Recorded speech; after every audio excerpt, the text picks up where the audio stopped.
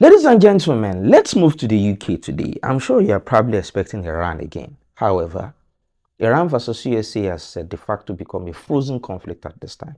I will give you, the story, the backstory in another video. However, we need to speak about the UK today because yesterday a very important political activity happened in the United Kingdom, and that was the local elections of the UK, where the ruling Labour Party, led by Prime Minister Keir Starmer, was trounced massively by the Reform Party, led by Nigel Farage. That is the story. However, you need a bit more of the background so that you can fully understand the implications of what is happening. The Reform Party is essentially the UK answer to the MAGA movement, of the US, led by President Trump. Hard right, extreme right, pro-Brexit, and all the works, as against the Labour platform. Now, the question you would ask is, what do we think was the reason why the Reform Party rose in terms of the number of seats they snatched compared to the Reform Party? It is essentially the economy. It has absolutely nothing to do with the actual political popularity of any of the contenders, even the Tories. And that is actually because, you see, in the past 4 years, the UK has had no less than 6 prime ministers.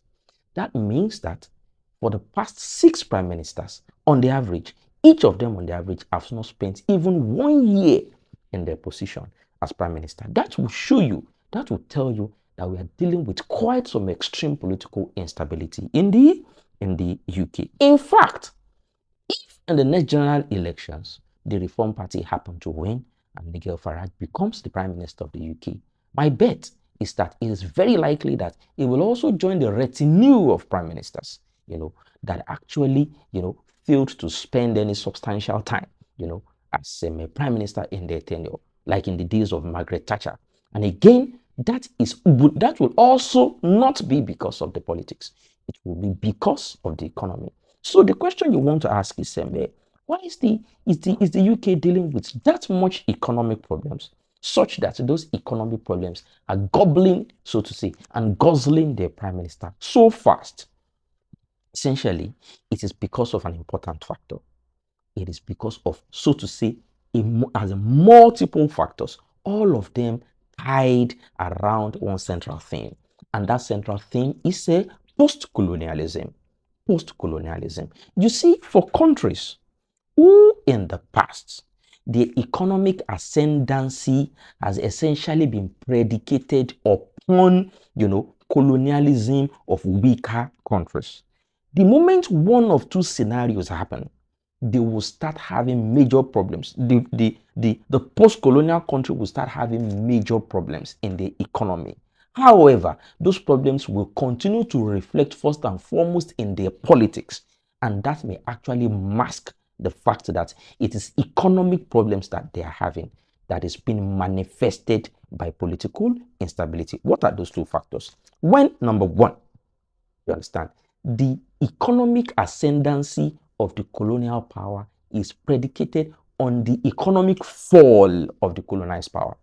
When it is essentially a win-lose scenario, the colonial power wins while the colonized loses. The colonial power gains resources while the colonized loses resources. We are talking like resources like crude oil, resources like gold, resources like uranium, resources like rare earth metals, whatever those resources are. They can even be agricultural resources, like in the days of cocoa, in the days of rubber, in the days of timber, and things like that.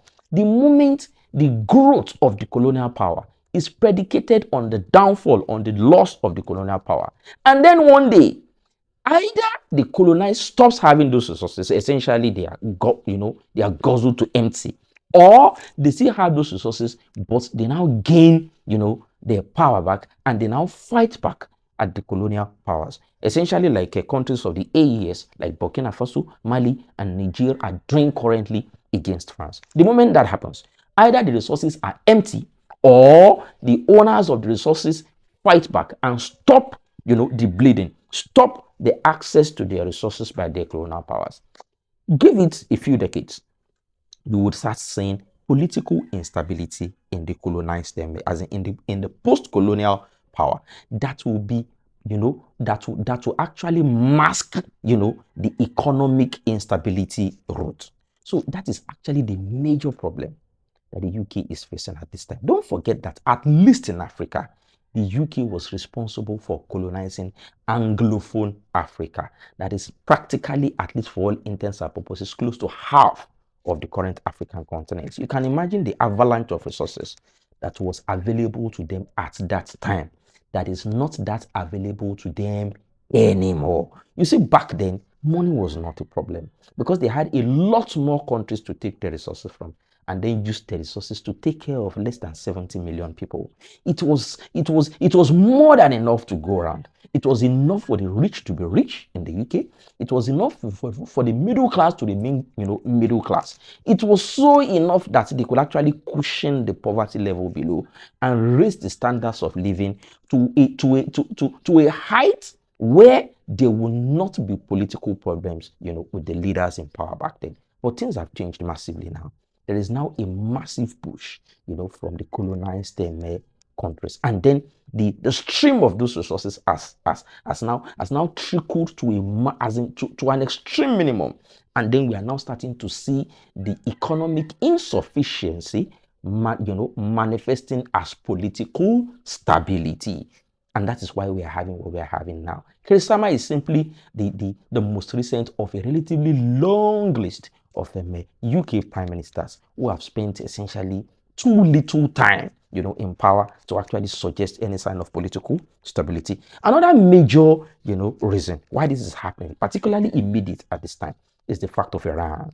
The Strait of Hormuz is essentially blocked by a double blockade, that of the Iranians on the Strait of Hormuz and that of the Americans on the Sea of Oman and the Arabian Sea. Essentially, almost nothing is moving through.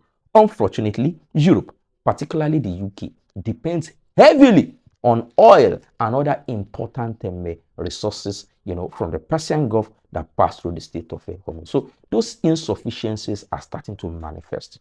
We are starting to see fuel scarcity, not just in terms of cost, but also in terms of availability. Now, that fact is now starting to seep into other important economic indices, including food sufficiency, including fuel sufficiency, including, inflation, including job rates, including recession, and other important matters. When those economic problems start to knock, you start to see them in the politics of the environment. You see, the situation the UK has found itself at this time is one that France too is currently dealing with, and is one that too, if the United States of America is not careful, it may start to deal with any time from now.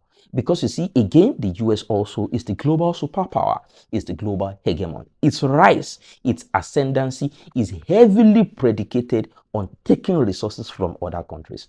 The latest of which is Iran, and unfortunately for them, they have, as at this material time, met a massive brick wall in Iran. Don't forget that the US is dealing with a national debt of close to $40 trillion.